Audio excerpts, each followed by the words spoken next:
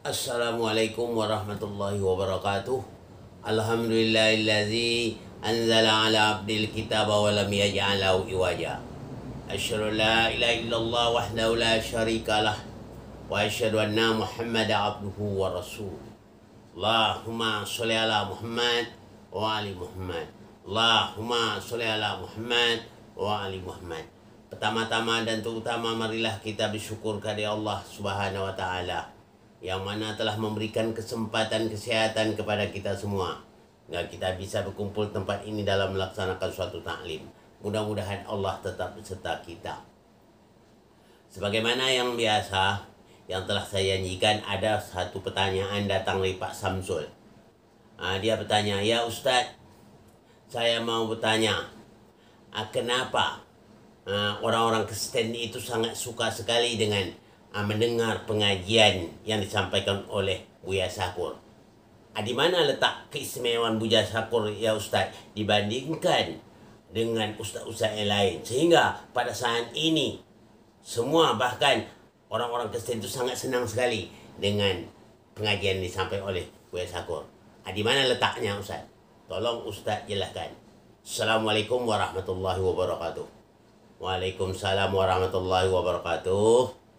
Pertanyaan dari Pak Samsul mengatakan, kenapa Buya Syakur ni, maksudnya orang yang sangat disenang lah Kristen. Kenapa sebabnya? Di mana letak keistimewaan Buya Syakur dibandingkan ustaz-ustaz lain? Begitulah kata pertanyaan dari Pak Samsul. Begini Pak Samsul, saya akan jawab. Untuk menjawab pertanyaan ini tidak bisa menurut akal kita saja, tapi kita harus dasar dalil yang lengkap, keterangan yang jelas yang diberikan oleh Allah Subhanahu wa taala. Sebagaimana Rasulullah menerima wahyu dari Allah, ya. Rasulullah menerima wahyu dari Allah adalah Al-Quran, merupakan petunjuk bagi manusia. Di dalam Al-Quran itu sudah jelas Allah terangkan di dalam surah Al-Baqarah ayat 120 yang bunyinya, Bismillahirrahmanirrahim. Walan tarda anka yahudu wala nasara hatta tattabi'a millatahum qul inna hudallahi wal huda wala inittabaqta ahwa'ahum ba'dallazi ja'aka minal ilmi ma laka minallahi min waliyyun wala nasir. Allah jelaskan, dan orang-orang Yahudi dan orang Nasrani tidak akan suka kepada engkau ya Muhammad sebelum engkau mengikuti kemauan mereka. Katakanlah, sesungguhnya petunjuk Allah itulah petunjuk yang benar, yang sebenar-benarnya. Jika engkau mengikuti keinginan mereka setelah datang kebenaran sampai kepadamu, tidak akan ada bagimu pelindung daripada Allah. Jadi orang-orang Nasrani atau Yahudi, orang Yahudi Nasrani tidak senang kepada Muhammad kerana sebelum Nabi Muhammad mengikuti kemauan mereka. Jadi kalau Nabi Muhammad mengikuti kemauan mereka, baru orang itu senang. Begitu maksudnya. Dan untuk menjawab berdasarkan konteks ayat ini, saya akan jelaskan satu persatu kenapa Buya Syakur sangat disenangi orang Kristen, di mana letak istimewa Buya Syakur katanya dengan ustaz-ustaz lain.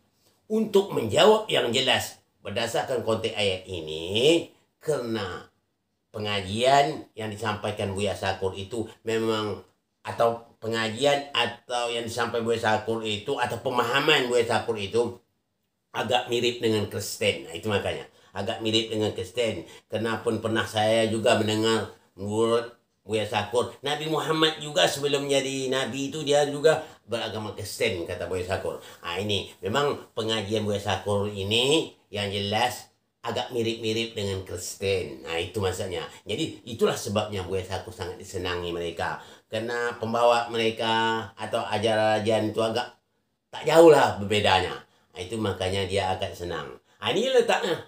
Buya Syakur cepat menyamar diri dengan mereka.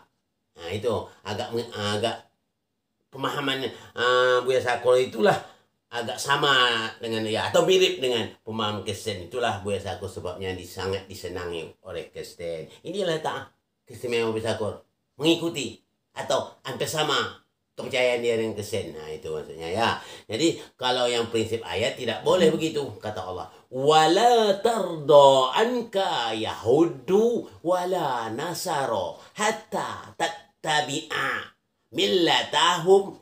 Qul inna hudallahi wal huda wala in ittaba'ta ahwa'ahum ba'dallazi ja'aka minal ilmi ma laka minallahi min waliyyin wala nasir.